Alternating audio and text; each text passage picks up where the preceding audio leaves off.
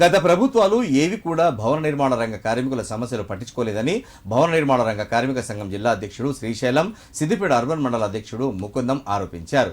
14 రంగాల భవన నిర్మాణ రంగ కార్మికుల సమస్యలను ప్రభుత్వం దృష్టికి తీసుకెళ్లేందుకే తమ సంఘం ఆధ్వర్యంలో వచ్చే పార్లమెంట్ ఎన్నికల్లో అభ్యర్థిని నిలబెడుతున్నామని తెలిపారు.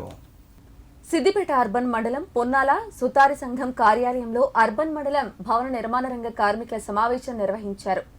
అనంతరం వారు మాట్లాడుతూ వచ్చే పార్లమెంటు ఎన్నికల్లో తమ సంఘం అభ్యర్థిగా శ్రీశైలంను మెదక్ ఎంపీ అభ్యర్థిగా బరిలో నిలుపుతున్నామన్నారు.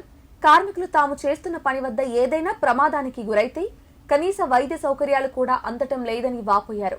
భవన నిర్మాణ రంగ కార్మికులు ఎదుర్కొంటున్న సమస్యల సాధన కోసం పార్లమెంటు ఎన్నికల్లో పోటీ చేస్తున్నామని, 14 రంగాల కార్మికులంతా ఏకమై తమ అభ్యర్థిని గెలిపించుకుంటామని ఆశాభావం వ్యక్తం చేశారు. కార్మికుల పక్షాన ఈరోజు అర్బన్ మండలం ప్రతి ఒక్క గ్రామంలో ప్రతి ఒక్క అధ్యక్షులను పిలిపించుకొని మేము ఈ యొక్క సమావేశం పెట్టుకోవడం జరిగింది. మా యొక్క సమస్యలు ఏ ఒక్క నాయకుడు కూడా తీర్చలేడు కాబట్టి గ్రామాన కార్మికులమంతా ఏకమై మేము కూడా ఎంపీగా మెంబర్ ఆఫ్ పార్లమెంట్లో మేము కూడా అడుగుపెట్టాలని చెప్పేసి అనుకుంటున్నాము.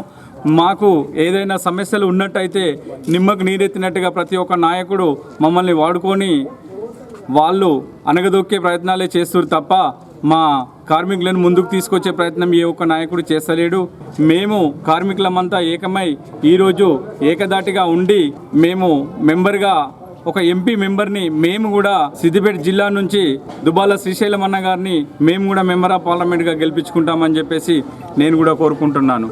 ఈ యొక్క కార్మికుల పక్షాన ప్రతి ఒక్క కార్మికులు మాతో పాటు ఉండి మా వెన్నంటే ఉంటుండ్రు.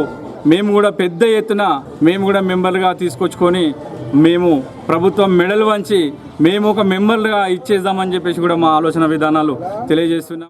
ఈరోజు సిద్దిపేట అర్బన్ మండలంలో అర్బన్కు ఉన్నటువంటి గ్రామాల అధ్యక్షుల, ఉపాధ్యక్షుల, సెక్రటరీల, గౌరవ అధ్యక్షుల ఆధ్వర్యంలో కమిటీ వేయడం జరిగింది. అదేవిధంగా మొదలుపెట్టినటువంటి మా భవన నిర్మాణ కార్మికుల పక్షాన మరి పార్లమెంట్ అభ్యర్థిగా మరి అన్ని మండలాల నుంచి ఏకగ్రీయంగా నన్ను తీర్మానం చేసి పంపినరు. మరి అదేవిధంగా అన్ని మండలాల్లో కూడా ఘన స్వాగతం పలికి మా కార్మికుల హక్కులు మనం కాపాడుకుందామని చెప్పి ప్రతి కార్మికులు కదిలి వస్తూ ఉంటే ఇది కార్మికుల విజయం మోగిద్దామని చెప్పి కూడా మేము ఈ సందర్భంగా తెలియజేస్తున్నాము. మన హక్కులు మనం కాపాడుకొనుటకయే మరి బయలుదేరినాము. మరి ఇలా గత ప్రభుత్వం, ఈ ప్రభుత్వం కానీ ఉన్నటువంటి వాగ్దానాలు, ఇచ్చినటువంటి హామీలు కూడా ఏది కూడా నెరవేరలేదు కాబట్టి మేము కార్మికుల పక్షాన మరి ముందుకు రావడం జరిగింది.